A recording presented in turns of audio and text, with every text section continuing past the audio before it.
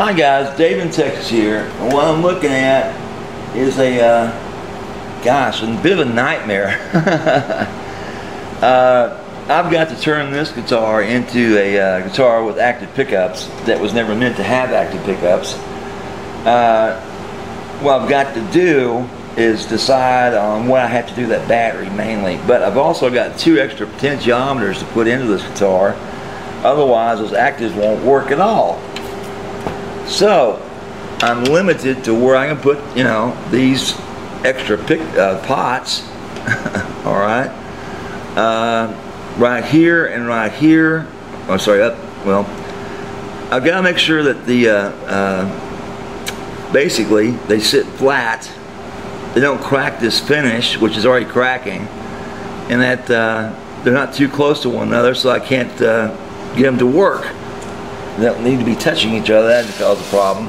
As you can see, if you look real carefully, this finish is already separating. All right, you see this? That's not a mark. That's the actual finish coming off. That right there. This one up here. That's actually the poly coat that's chipping away on this guitar, and I can't do anything to stop that. Now, when I drill into it, it could make it even worse.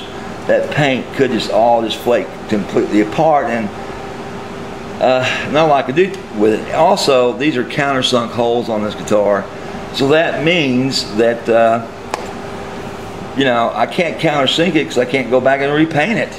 It'll be a piece of wood looking at the owner, you know, which make it even look worse. If I do have to go bare wood, it will be because the paint's chipped all the pieces because of the condition it's in right now. But he said fix it and make it work. Okay, so I guess the optimum word is here, make it work. Okay, so what I'm going to do is drill into it, and the best spots I can find, I'll put those 2 potentiometers in here, and then take a second one, third one, and try to position it in here and see where they can, you know, best be. Is all I can do.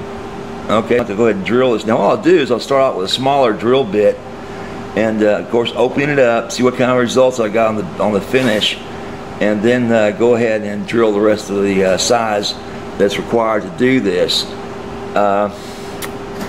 Gosh, it's not good wood. It's all the grains running the wrong way. I wish it was running a different way, but it's not. But there's not a hell of a lot I can do about it. Okay, now the direction that the poles on these pots go is not that big a deal. I can wrap wire any way I want to around them, as long as it's not making contact with one another's legs. I just barely got room for the 4, and my only really main concern is there's another routed spot here for the 3-way that they've lowered the body again. There's not a hell of a lot to work with in there. All right. And on top of this, I've got a 9-volt battery casing that's got to go somewhere in this body that is just too big. It's just too deep. In other words, the guitar is not thick enough to accept it. So what I've got to try to do is put a casing inside this guitar's cavity where it already exists without drilling any holes into the body, if I can do that, or just put a raw battery inside here, because the casing's depth is just too much. If it won't work with a clip-on, with a little what they call a 9-volt sleeve inside this hole here, I will have to go over here and drill a hole and cut a hole that's just deep enough for the battery and a cover to go on there, but it won't have a flip-up casing because there's no room to do it. I've done all the measurements around this guitar. There's no place to put it. Now what I'm going to do is take these other pots out of here and start my pilot holes here and here to get this shaft through. Okay? And that's about as far as I want to go.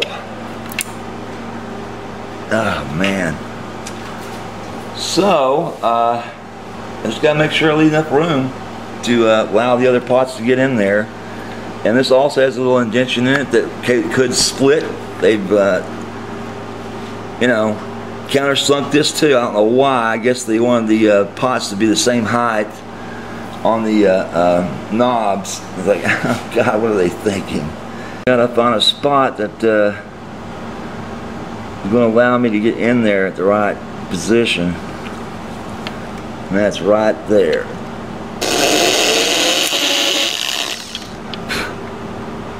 Alright, so that's that one. Damn. This other one, it's going to go right on the damn cusp of this cut they've done. Oh, man.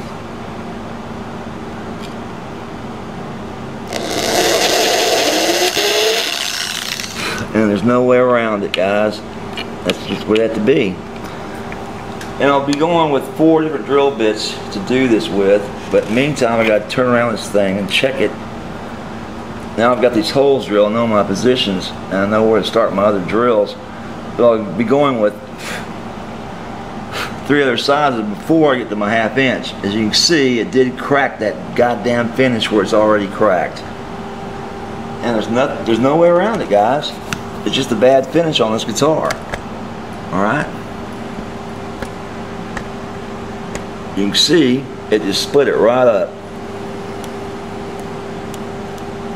It's going to get worse when I put those other holes in it. And there's no way around it. There's no place else to put it. It was already splitting away before I even got to it. So now I'm going with the larger drill bit. Start my real holes. Let's see what that's going to turn out to be.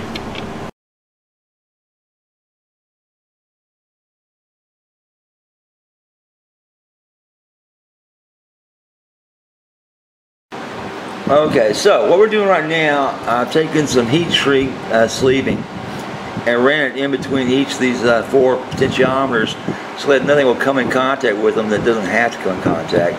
But basically keep them off each other, but they have to be grounded together, so that's where I ran this. Next setup is to get this all cleaned up, get this 3-way junk off here that was on here, that you left on here, and then start running these wires that I've pre-cut up here to you know, fit, as well as these tiny little caps. Can't imagine using these, but that's what came with it, and that's what we're going to stick with, guys. These little tiny buggers here. I don't see how I can get much tone control, but there you go. Okay, guys, it's time to wire up this little diamond guitar, this RX, and string it up. Just about finished. Got a little short in the bottom pickup, but the top was working fine. So we got to go ahead and get this thing loaded up with some strings because it's just about ready to go out the door. I got some cleanup to do on this failing part of it. The oh man, I've never seen this bad. The the poly finish is just chipping off like crazy. I can't find a stopping point on it, but I'm gonna try to, and then use some other poly to stop it and seal it somewhat, and see if that doesn't help. Okay.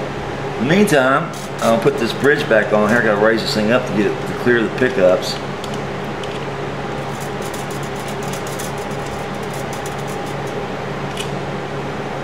And I'm wondering what this is going to do as far as the action is concerned. Anyway, as usual, I'm going to string this thing up and have it set up to play as best I can, and be right back. So, okay, guys, here's my problem. All right, here's a typical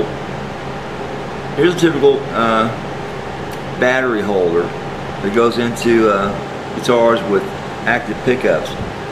Well, the problem is, if you look at this guitar, there's only a few small spots that even come close to fitting on, guys. You can see readily, if I can get it up there on the camera, it's just too thick.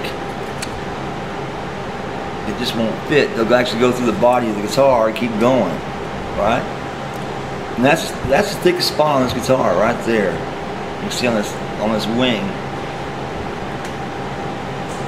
And to go through the body, not come through the other side, it'd be sticking up about, maybe 1/4 of an inch. So there's no way I can make this work. Okay.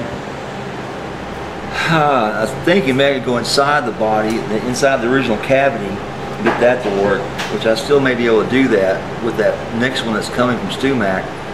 Should be here tomorrow. That may work. I'll have to see. Hey guys, we got this little active pickup thing working. I'll take you through it. That's both pickups. This is the neck. This is the bridge. The difference in that tone.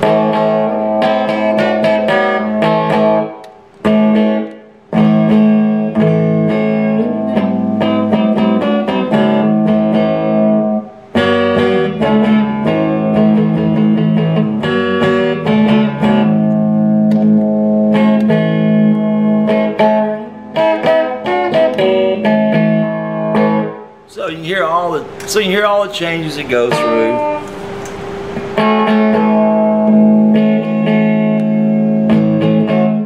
And you know, typically very clean.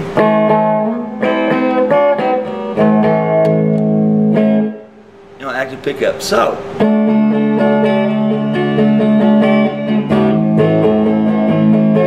next time